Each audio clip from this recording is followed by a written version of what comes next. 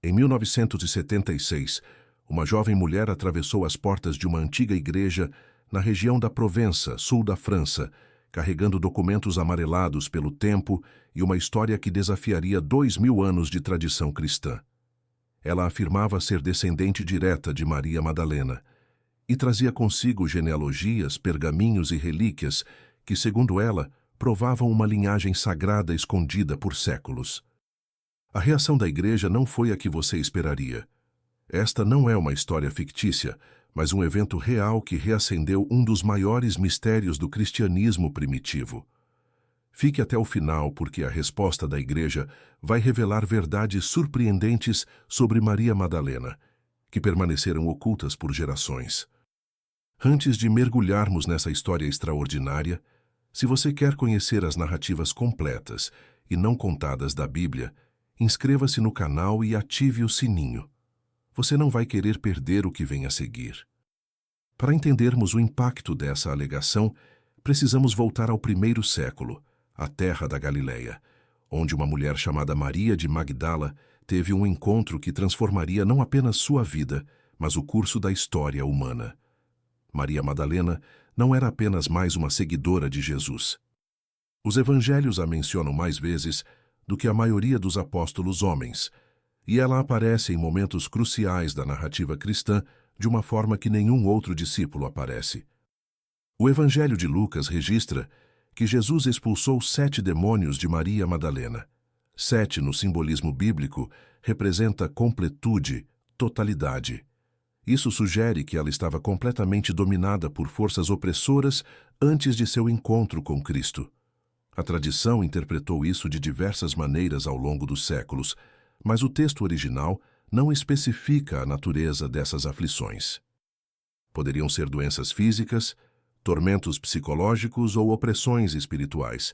O que importa é a transformação radical que se seguiu. Após sua libertação, Maria tornou-se uma das principais apoiadoras do ministério de Jesus. Lucas capítulo 8, versículos de 1 a 3, menciona que Maria Madalena, junto com outras mulheres, sustentavam Jesus e os 12 apóstolos com seus próprios recursos. Isso indica que ela tinha posses, autonomia financeira, e dedicou tudo isso à missão de Cristo. Numa sociedade patriarcal onde mulheres raramente controlavam recursos ou tomavam decisões independentes, isso já era extraordinário. Mas a verdadeira importância de Maria Madalena se revela nos momentos mais sombrios e gloriosos da história cristã. Quando Jesus foi preso no Getsêmani, os discípulos homens fugiram aterrorizados. Pedro, que havia prometido morrer por Jesus, negou conhecê-lo 3 vezes. João, o discípulo amado, ficou à distância. Mas Maria Madalena não fugiu. Ela permaneceu. Os 4 evangelhos são unânimes ao afirmar que Maria Madalena esteve presente na crucificação. Enquanto Jesus agonizava na cruz, enquanto soldados romanos zombavam e a multidão escarnecia, Maria estava lá. Ela testemunhou cada momento de sofrimento, cada gota de sangue derramada, cada respiração dolorosa. João capítulo 19, versículo 25, registra que junto à cruz de Jesus estavam sua mãe, a irmã de sua mãe, Maria, esposa de Clopas, e Maria Madalena. 4 mulheres corajosas quando os homens haviam desaparecido. Depois que Jesus expirou e seu corpo foi retirado da cruz, José de Arimateia pediu permissão a Pilatos para sepultá-lo. Nicodemos trouxe uma mistura de mirra e aloés, cerca de 35 quilos, para preparar o corpo segundo o costume judaico. E quem observava onde Jesus estava sendo colocado? Mateus capítulo 27, versículo 61, nos diz que Maria Madalena e a outra Maria estavam assentadas defronte do sepulcro. Elas foram as últimas a deixar o túmulo na sexta-feira. O sábado passou em silêncio sepulcral, conforme a lei judaica exigia descanso absoluto. Mas assim que o sábado terminou, ao amanhecer do primeiro dia da semana, Maria Madalena estava a caminho do túmulo novamente. Marcos capítulo 16, versículo 1, relata que Maria Madalena, Maria mãe de Tiago e Salomé, compraram especiarias aromáticas para ungir o corpo de Jesus. Elas iam realizar o último ato de amor e devoção que podiam oferecer ao mestre morto. Quando chegaram ao sepulcro muito cedo, ao nascer do sol, encontraram a pedra removida da entrada. O Evangelho de João fornece os detalhes mais íntimos do que aconteceu a seguir, porque João teve acesso direto ao testemunho de Maria Madalena. Ao ver o túmulo aberto, Maria correu para contar a Pedro e a João. Eles correram até lá, viram os lençóis de linho vazios e voltaram para casa perplexos. Mas Maria ficou. João capítulo 20, versículo 11, diz que Maria estava do lado de fora, junto ao sepulcro, chorando. Enquanto chorava, inclinou-se para olhar dentro do túmulo e viu 2 anjos vestidos de branco, sentados onde estivera o corpo de Jesus, um à cabeceira e outro aos pés. Os anjos lhe perguntaram por que estava chorando, e ela respondeu que haviam levado seu Senhor e ela não sabia onde o tinham posto. Então Maria se virou e viu alguém em pé, mas não o reconheceu através das lágrimas que embaçavam sua visão. Esse alguém também perguntou por que ela chorava e a quem procurava. Pensando que fosse o jardineiro, Maria disse que se ele havia levado Jesus, que lhe dissesse onde o havia posto, e ela iria buscá-lo. Repare na coragem e determinação dessa mulher. Ela estava disposta a carregar o corpo de um homem adulto sozinha, se necessário. E então aconteceu o momento que mudaria tudo. O homem disse uma única palavra, Maria, e naquele instante ela o reconheceu. Era a forma como ele pronunciava seu nome, a entonação familiar, o amor contido naquela sílaba. Maria exclamou em aramaico Rabone, que significa mestre, e tentou abraçá-lo. Jesus disse para ela não o segurar, pois ainda não havia subido ao Pai, mas que fosse e anunciasse aos discípulos que ele estava voltando para o Pai. Maria Madalena tornou-se assim a primeira testemunha da ressurreição. Não Pedro, não João, não algum dos 12 apóstolos homens, uma mulher. E não qualquer mulher, mas uma que havia sido liberta de 7 demônios, alguém cujo testemunho não teria valor legal nos tribunais judaicos da época, onde a palavra de uma mulher não era aceita como evidência válida. Deus escolheu deliberadamente aquela que o mundo considerava menos credível para ser a portadora da notícia mais importante da história humana. Maria correu para contar aos discípulos que havia visto o Senhor ressuscitado. Lucas capítulo 24, versículo 11, registra a reação deles com honestidade brutal. Essas palavras lhes pareceram como um delírio e não acreditaram nelas. Eles descartaram o testemunho de Maria como fantasia. Somente quando Jesus apareceu pessoalmente a eles é que acreditaram. Mas isso não diminui em nada o papel crucial de Maria. Ela foi fiel quando eles fugiram. Ela permaneceu quando eles se esconderam. Ela acreditou quando eles duvidaram. Nos séculos seguintes, no entanto, algo estranho começou a acontecer com a memória de Maria Madalena. A igreja primitiva a honrava como apóstola dos apóstolos, aquela que levou a boa nova da ressurreição aos próprios apóstolos. Mas, gradualmente, sua imagem foi sendo distorcida. No século VI, o Papa Gregório Magno proferiu um sermão que consolidou uma confusão que perduraria por 14 séculos. Ele identificou Maria Madalena com a pecadora anônima que ungiu os pés de Jesus em Lucas capítulo 7 e com Maria de Betânia, irmã de Lázaro. 3 mulheres diferentes foram fundidas em uma só. Pior ainda, Maria Madalena passou a ser retratada como uma prostituta arrependida, embora os evangelhos jamais façam tal afirmação. Essa caracterização não tem base bíblica alguma. Os 7 demônios mencionados em Lucas não são sinônimo de prostituição, mas a narrativa de Maria como prostituta redimida servia a propósitos específicos. Ela se tornava um exemplo conveniente de pecadora sexual arrependida, reforçando atitudes da igreja medieval em relação à sexualidade feminina e minimizando o papel de liderança real que Maria teve no movimento de Jesus. Essa distorção da história de Maria Madalena criou um vácuo que foi preenchido por especulações, lendas e teorias alternativas. Durante a Idade Média, surgiram tradições de que Maria Madalena havia viajado para a França após a ressurreição, levando consigo o Santo Graal. Algumas dessas lendas afirmavam que ela carregava não um cálice, mas algo muito mais significativo, uma criança, fruto de uma união entre ela e Jesus. A região da Provença, no sul da França, tornou-se o epicentro dessas tradições. Várias igrejas e mosteiros alegavam possuir relíquias de Maria Madalena.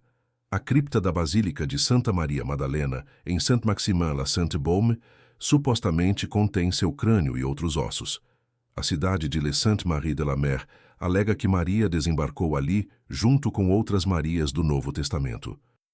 Grutas nas montanhas são veneradas como locais onde ela teria vivido como eremita por 30 anos. Essas tradições não são completamente infundadas. Há evidências históricas de que cristãos primitivos, incluindo mulheres discípulas, migraram para várias regiões do Mediterrâneo após a destruição de Jerusalém em 70 d.C. A Provença era uma rota plausível. Mas as lendas foram muito além dos fatos históricos verificáveis, misturando elementos de piedade popular, misticismo medieval e, possivelmente, tradições orais que continham fragmentos de verdade obscurecidos por séculos de embelezamento. No século XX, essas tradições ganharam nova vida com descobertas arqueológicas e publicações controversas. Em 1945, foram encontrados em Nag Hammadi, no Egito, 13 códices de papiro contendo textos gnósticos dos primeiros séculos do cristianismo. Entre eles estava o Evangelho de Maria, um texto fragmentado no qual Maria Madalena aparece como receptora de revelações especiais de Jesus e em conflito com Pedro, que questiona se Jesus realmente teria falado com uma mulher em particular e a preferido aos discípulos homens. Outro texto, o Evangelho de Filipe, também encontrado em Nag Hammadi, contém uma passagem danificada que muitos interpretaram como sugerindo um relacionamento especial entre Jesus e Maria Madalena. A tradução de uma linha específica tem gerado debate intenso. Em copta, o texto diz que Jesus frequentemente a beijava seguido de uma lacuna onde o papiro está danificado.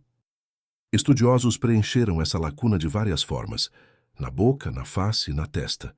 A palavra exata foi perdida. É crucial entender que esses textos gnósticos não são evangelhos no sentido de narrativas históricas confiáveis da vida de Jesus. Eles foram escritos no segundo e terceiro séculos, muito depois dos evangelhos canônicos, e refletem teologias gnósticas que eram consideradas heréticas pela igreja primitiva.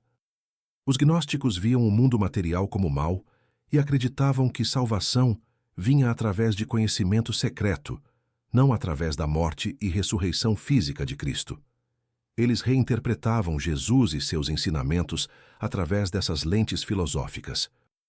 No entanto, esses textos preservam algo interessante. A memória de que Maria Madalena tinha um status especial entre os primeiros seguidores de Jesus e que havia tensões entre ela e os apóstolos masculinos, particularmente Pedro. Isso pode refletir conflitos reais na igreja primitiva sobre o papel das mulheres na liderança, conflitos que foram resolvidos em favor da estrutura patriarcal, mas que deixaram traços em textos marginais, como os evangelhos gnósticos. Voltemos agora ao evento de 1976, que iniciou nossa narrativa. A jovem que entrou na igreja em Provença não era uma fanática isolada. Ela fazia parte de um grupo que havia pesquisado extensivamente as tradições locais sobre Maria Madalena, as lendas da dinastia merovíngia e conexões alegadas entre essas histórias e certas linhagens nobres europeias. Ela apresentou documentos genealógicos que traçavam sua ascendência, através de gerações até Maria Madalena e uma suposta filha dela, chamada Sara. A figura de Sara Lacalle, Sara a Negra, é venerada por comunidades romani na região de Sainte-Marie-de-la-Mer. Segundo a tradição, Sara era uma serva egípcia que acompanhou Maria Madalena na viagem para a França, ou, em versões alternativas, era a própria filha de Maria. Todos os anos, milhares de peregrinos romani visitam a igreja que contém sua estátua, numa festa que mistura catolicismo e tradições ciganas antigas.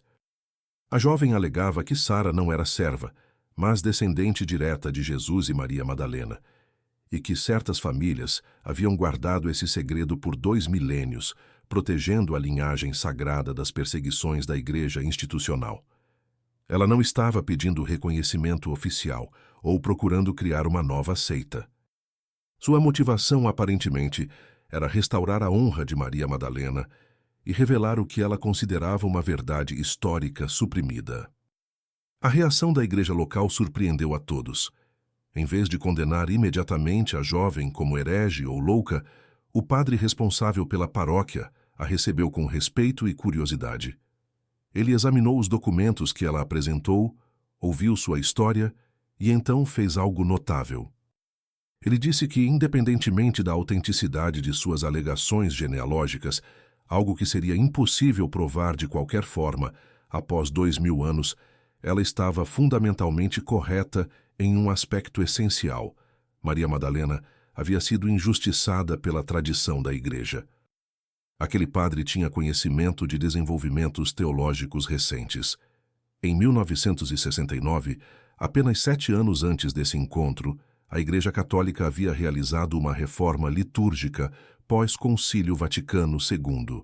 Como parte dessa reforma, a identificação de Maria Madalena com a pecadora anônima de Lucas, capítulo 7, foi oficialmente abandonada. A Igreja reconheceu que havia perpetuado um erro por 14 séculos, confundindo diferentes mulheres e transformando Maria Madalena em algo que ela nunca foi. O padre explicou à jovem que a verdadeira história de Maria Madalena, aquela contida nos evangelhos canônicos, era suficientemente extraordinária, sem necessidade de embelezamento ou teorias de conspiração. Maria foi a primeira testemunha da ressurreição, a apóstola dos apóstolos, uma líder corajosa que permaneceu fiel quando outros fugiram. Essa era sua linhagem verdadeira, não biológica, mas espiritual. Ela era mãe na fé de todos os cristãos que vieram depois dela. Quanto à possibilidade de Jesus ter sido casado ou tido filhos, o padre foi honesto ao admitir que os evangelhos canônicos não mencionam tal coisa e que o silêncio da tradição cristã mais antiga sobre esse assunto é significativo. Se Jesus tivesse esposa e descendentes, isso certamente teria sido mencionado pelos autores do Novo Testamento, especialmente considerando a importância da linhagem davídica para estabelecer as credenciais messiânicas de Jesus. O fato de que até mesmo os oponentes de Jesus nunca levantaram essa questão sugere fortemente que não havia nada a levantar. Mas o padre continuou. O mais importante não era refutar ou confirmar alegações genealógicas impossíveis de verificar. O importante era corrigir a injustiça histórica feita a Maria Madalena e restaurar seu verdadeiro papel na história cristã. E nisso, disse ele à jovem, ela e a igreja estavam do mesmo lado. Essa conversa, que durou várias horas, foi transformadora para a jovem. Ela havia chegado preparada para confronto e encontrou diálogo. Ela esperava rejeição e recebeu validação parcial de suas preocupações, embora não de suas conclusões mais especulativas. O padre a encorajou a estudar os evangelhos diretamente, a conhecer a Maria Madalena real, não as versões distorcidas pela tradição posterior ou pelas teorias alternativas modernas. Mas essa história individual nos leva a questões mais amplas. Por que Maria Madalena foi tão sistematicamente diminuída e distorcida pela tradição? Por que sua transformação de discípula proeminente em prostituta arrependida serviu aos propósitos da igreja medieval? E o que a recuperação de sua história verdadeira significa para o cristianismo contemporâneo? A resposta envolve entender as estruturas de poder na igreja primitiva e medieval. Nas primeiras décadas após a ressurreição, havia uma diversidade considerável nas comunidades cristãs. Mulheres desempenhavam papéis de liderança como profetisas, diaconisas e hospedeiras de igrejas domésticas. Paulo menciona várias dessas mulheres em suas cartas. Febe, uma diaconisa, Priscila, que ensinou a Apolo, Júnia, que Paulo chama de apóstola. No entanto, à medida que o cristianismo se institucionalizou e se expandiu pelo Império Romano, Ele absorveu cada vez mais as estruturas patriarcais da sociedade greco-romana. Textos como as epístolas pastorais, escritos provavelmente no final do primeiro ou início do segundo século, refletem essa mudança, com instruções para que mulheres permaneçam em silêncio nas igrejas e não ensinem homens. Maria Madalena representava um problema para essa estrutura emergente. Ela era inegavelmente central nos evangelhos, impossível de apagar completamente, mas seu papel como primeira testemunha da ressurreição e portadora da mensagem aos apóstolos estabelecia um precedente perigoso para a liderança feminina. A solução foi reinterpretá-la de forma que sua proeminência fosse explicada não por méritos de liderança, mas por misericórdia extraordinária mostrada a uma grande pecadora. A transformação de Maria em prostituta serviu múltiplos propósitos. Primeiro, fornecia um exemplo de redenção que enfatizava pecados sexuais, útil para a igreja medieval, obcecada com pureza sexual, especialmente feminina. Segundo, mudava a natureza de sua relação com Jesus de discípula, e líder para penitente e receptora passiva de perdão. Terceiro, criava uma narrativa que validava o arrependimento, mas não o empoderamento. Maria podia ser venerada por sua conversão sem que isso implicasse que mulheres deviam exercer autoridade religiosa. Essa distorção teve consequências profundas. Por séculos, mulheres cristãs foram ensinadas a se identificar com Maria Madalena, a prostituta, não com Maria Madalena, a apóstola. Sua história tornou-se sobre vergonha e redenção sexual, em vez de sobre coragem, fidelidade e comissionamento apostólico. A possibilidade de mulheres como líderes e mestras espirituais foi obscurecida pela imagem de Maria como penitente silenciosa. A recuperação da verdadeira história de Maria Madalena começou no século XX, com o avanço dos estudos bíblicos histórico-críticos e a descoberta dos textos gnósticos. Estudiosos demonstraram conclusivamente que a identificação de Maria com a pecadora de Lucas 7 não tinha base nos textos. A análise literária dos evangelhos mostrou as diferenças claras entre Maria Madalena, Maria de Betânia e a mulher pecadora anônima. Elas eram três pessoas distintas, e os autores dos evangelhos não as confundiam. Paralelamente, o movimento feminista cristão começou a resgatar as mulheres esquecidas ou diminuídas da Bíblia, e Maria Madalena tornou-se uma figura central desse projeto. Livros, estudos acadêmicos e até ficção popular, como o Código da Vinci, trouxeram Maria de volta à consciência pública, embora nem sempre de formas historicamente responsáveis. A Igreja Católica, por sua parte, começou um processo gradual de correção. A remoção da identificação errônea em 1969 foi um primeiro passo. Em 2016, o Papa Francisco elevou a festa litúrgica de Maria Madalena de memória para a festa, colocando-a no mesmo nível dos apóstolos. O decreto que anunciou essa mudança a chamou explicitamente de Apostolorum Apostola, Apóstola dos Apóstolos, um título que havia sido usado no cristianismo medieval, mas havia caído em desuso. Essa elevação litúrgica foi acompanhada por uma reflexão teológica sobre o significado da escolha de Jesus de aparecer primeiro a uma mulher. O decreto observou que Maria Madalena é um exemplo de verdadeira e autêntica evangelização, alguém que anuncia a boa notícia central da Páscoa. Seu testemunho, rejeitado pelos apóstolos homens como delírio, foi validado pelo próprio Cristo ressuscitado. Mas voltemos à questão das alegações genealógicas e das teorias sobre descendência física de Jesus. Essas ideias capturam a imaginação popular porque tocam em temas profundos: a humanidade de Jesus, o papel da sexualidade e do casamento na espiritualidade, o poder de segredos escondidos e a atração por histórias de linhagens sagradas. Do ponto de vista histórico, no entanto, essas teorias enfrentam problemas insuperáveis. Primeiro, nenhuma fonte cristã primitiva, canônica ou apócrifa, ortodoxa ou herética, menciona Jesus sendo casado ou tendo filhos. Isso é significativo, porque os primeiros cristãos estavam intensamente interessados na vida de Jesus. e preservaram muitos detalhes sobre ele. O silêncio universal sobre esposa ou filhos em todas as fontes do primeiro século é evidência poderosa de que não havia nada a relatar. Segundo, a cultura judaica do primeiro século considerava o casamento essencial, e mestres rabínicos eram tipicamente casados. Se Jesus fosse casado, isso seria completamente normal e não haveria razão para esconder. Inversamente, se ele era solteiro, isso seria incomum e digno de nota, o que explica por que as fontes não mencionam esposa. Não havia nenhuma para mencionar, e na perspectiva dos autores do Novo Testamento, a singularidade de Jesus incluía seu celibato. Terceiro, os evangelhos foram escritos em um contexto onde Jesus era reverenciado como o Messias, o Filho de Deus. Se ele tivesse descendentes, eles teriam sido figuras extremamente importantes na igreja primitiva, semelhantes ao papel de Tiago, irmão de Jesus, que liderou a igreja de Jerusalém. A ausência total de qualquer menção a tais descendentes é inexplicável se eles existissem.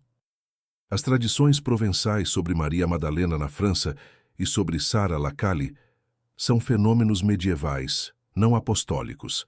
Elas refletem a piedade e as necessidades espirituais de comunidades posteriores, não fatos históricos verificáveis do primeiro século. Isso não as torna sem valor. Elas nos dizem muito sobre como Maria Madalena foi venerada e reimaginada ao longo dos séculos. Mas não podem ser usadas como evidência histórica, confiável sobre a vida real de Maria, no primeiro século. Então, o que podemos saber com confiança sobre Maria Madalena? Ela era de Magdala, uma cidade na costa oeste do Mar da Galileia, um centro pesqueiro próspero. Jesus a libertou de aflições severas, descritas como 7 demônios. Ela se tornou sua seguidora e apoiadora, usando seus recursos para sustentar seu ministério. Ela permaneceu fiel durante a crucificação quando os discípulos homens fugiram. Ela foi ao túmulo na manhã da ressurreição. Jesus apareceu a ela primeiro, comissionando-a a anunciar sua ressurreição aos apóstolos. Esses fatos preservados nos 4 evangelhos canônicos estabelecem Maria Madalena como uma das figuras mais importantes do cristianismo primitivo. Ela não precisa ter sido esposa de Jesus ou mãe de seus filhos para ser significativa. Ela não precisa ter sido prostituta arrependida para exemplificar transformação. Sua história real é suficientemente poderosa. Uma mulher que encontrou liberdade em Jesus, dedicou sua vida a ele, teve coragem quando outros não tiveram, e recebeu a honra incomparável de ser a primeira a testemunhar o evento central da fé cristã. A importância teológica de Jesus aparecer primeiro a Maria não pode ser subestimada. Numa cultura onde o testemunho feminino era desvalorizado legalmente, onde mulheres eram cidadãs de segunda classe, onde o sistema religioso as excluía de papéis de liderança, Deus escolheu uma mulher para ser a primeira evangelista da ressurreição. Isso não foi acidente. Foi uma declaração profunda sobre o valor de todas as pessoas perante Deus, sobre a subversão das hierarquias humanas pelo reino de Deus, sobre quem Deus escolhe usar para seus propósitos mais elevados. Maria Madalena desafia nossas categorias confortáveis. Ela não se encaixa nos papéis tradicionais atribuídos a mulheres na narrativa bíblica.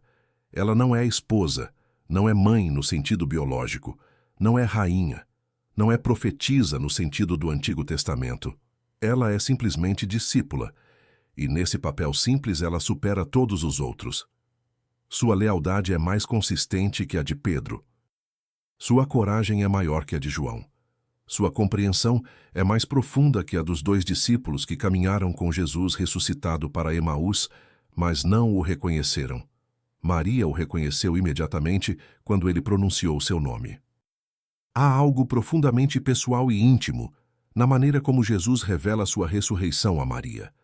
Ele poderia ter aparecido em glória terrível, com anjos e trombetas.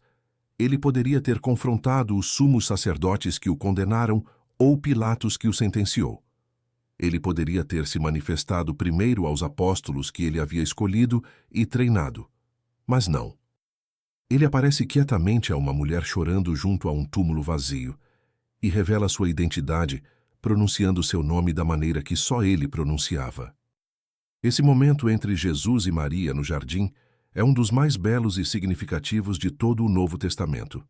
É pessoal antes de ser público, relacional antes de ser institucional, baseado em reconhecimento mútuo antes de ser sobre função oficial. Jesus conhece Maria pelo nome e ela conhece sua voz. Isso reflete o que Jesus havia dito sobre o bom pastor em João capítulo 10. Ele chama suas ovelhas pelo nome e elas seguem porque conhecem sua voz. Quando pensamos sobre a alegação da jovem em 1976 de ser descendente de Maria Madalena, podemos ver agora que ela estava procurando por conexão com algo sagrado, por significado que transcendesse o ordinário, por herança que a ligasse à história divina. Essas são buscas humanas profundamente legítimas. Mas o padre que a recebeu entendeu que ela não precisava de genealogia física para ter essa conexão. Todo cristão é, em sentido real, descendente espiritual de Maria Madalena. Somos descendentes de Maria cada vez que permanecemos fiéis quando outros desistem. Somos sua linhagem quando testemunhamos a ressurreição através de nossas vidas transformadas. Carregamos sua herança quando temos coragem de proclamar verdades que outros consideram loucura. Ela é nossa mãe na fé, nossa predecessora na jornada de seguir Cristo até o fim e além dele, até a nova vida que espera do outro lado da morte. A história de Maria Madalena nos ensina que Deus usa quem o mundo descarta. Ele confia suas mensagens mais importantes não necessariamente àqueles com maior status ou credibilidade social, mas àqueles com maior fidelidade e amor. Maria estava no túmulo não por obrigação oficial, não porque tinha um cargo a manter, mas porque amava Jesus e não conseguia ficar longe, mesmo após sua morte. Foi esse amor persistente, essa presença fiel, que foi recompensada com a primeira visão do Cristo ressuscitado. A distorção histórica de Maria Madalena nos ensina que até instituições religiosas podem perpetuar injustiças quando priorizam estruturas de poder sobre verdade bíblica.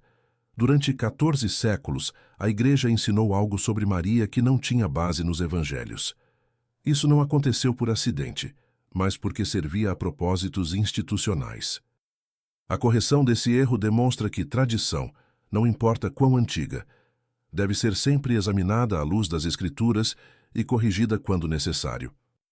A recuperação moderna da verdadeira história de Maria nos ensina que verdades suprimidas eventualmente emergem. Durante séculos, Maria foi silenciada, transformada de apóstola em penitente. Mas sua história real estava lá nos evangelhos o tempo todo, esperando ser redescoberta. Nenhuma quantidade de reinterpretação ou tradição pode apagar completamente o que os textos originais dizem.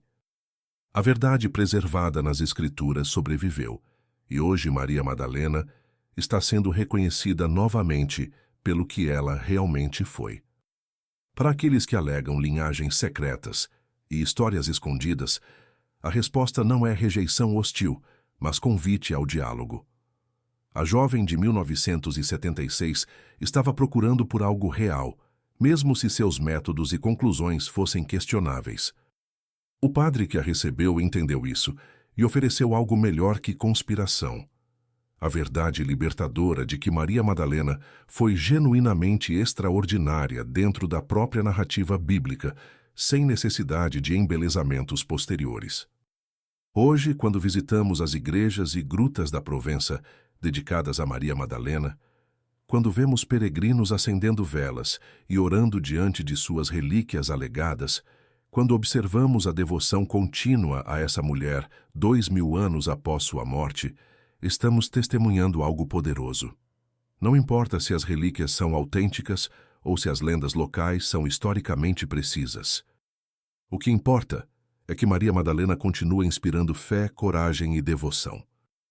Ela nos mostra que transformação radical é possível, que nossas aflições passadas não definem nosso potencial futuro, que aqueles que são libertos por Jesus podem se tornar seus seguidores mais dedicados. Ela nos ensina que fidelidade importa mais que credibilidade social, que permanecer presente nos momentos de sofrimento é mais valioso que discursos eloquentes em tempos de sucesso, que amor persistente é recompensado com revelação divina. Maria Madalena nos desafia a questionar quem excluímos, quem consideramos incapaz de liderança, cujo testemunho descartamos como delírio. Ela nos força a confrontar nossos preconceitos sobre gênero, poder e autoridade espiritual. Se Deus escolheu uma mulher para ser a primeira testemunha da ressurreição, a primeira evangelista, a apóstola dos apóstolos, que direito temos de limitar o que Deus pode fazer através de mulheres hoje? A reação da igreja à jovem que alegava descender de Maria Madalena foi no final surpreendente, porque foi humilde. Em vez de afirmar conhecimento absoluto ou rejeitar sumariamente as preocupações dela, houve reconhecimento de erro passado e abertura para diálogo. Isso é raro em instituições religiosas e digno de nota. Sugere que às vezes as conversas mais inesperadas podem levar a insights mais profundos. Se você está assistindo a este vídeo, talvez seja porque, como aquela jovem, você está procurando por algo mais. Talvez você tenha crescido ouvindo versões distorcidas de histórias bíblicas e está descobrindo agora que a verdade é mais rica e complexa. Talvez você seja mulher e esteja descobrindo modelos de fé feminina que foram escondidos por tradições patriarcais. Talvez você seja homem percebendo que sua fé precisa honrar as mulheres que Jesus honrou. Ou talvez você seja simplesmente alguém fascinado por como histórias são contadas, distorcidas e recuperadas ao longo dos séculos. Qualquer que seja sua razão, Maria Madalena tem algo a ensinar. Ela nos ensina que sermos conhecidos por Jesus pelo nome é mais importante que qualquer linhagem genealógica. Ela nos mostra que fidelidade em tempos obscuros prepara o caminho para a revelação em manhãs brilhantes. Ela nos lembra que aqueles que permanecem no jardim chorando, às vezes são aqueles que primeiro ouvem a voz do Mestre dizendo seus nomes. A história completa de Maria Madalena não é sobre teorias conspiratórias ou segredos escondidos pelo Vaticano. É muito mais simples e muito mais profunda. É sobre uma mulher que encontrou liberdade em Jesus, dedicou sua vida a Ele, teve coragem quando outros não tiveram, e foi honrada por Deus de maneira que desafiou todas as expectativas de sua cultura. Essa história, preservada nos Evangelhos, é suficientemente poderosa para transformar vidas hoje, assim como transformou vidas há 2000 anos. Se você gostou de descobrir a verdadeira história de Maria Madalena, deixe seu like, compartilhe este vídeo e inscreva-se no canal para mais histórias bíblicas completas que você nunca ouviu dessa forma. E nos comentários, conte-me, o que mais te surpreendeu sobre a história real de Maria Madalena? Há outras mulheres da Bíblia cuja história você gostaria que explorássemos?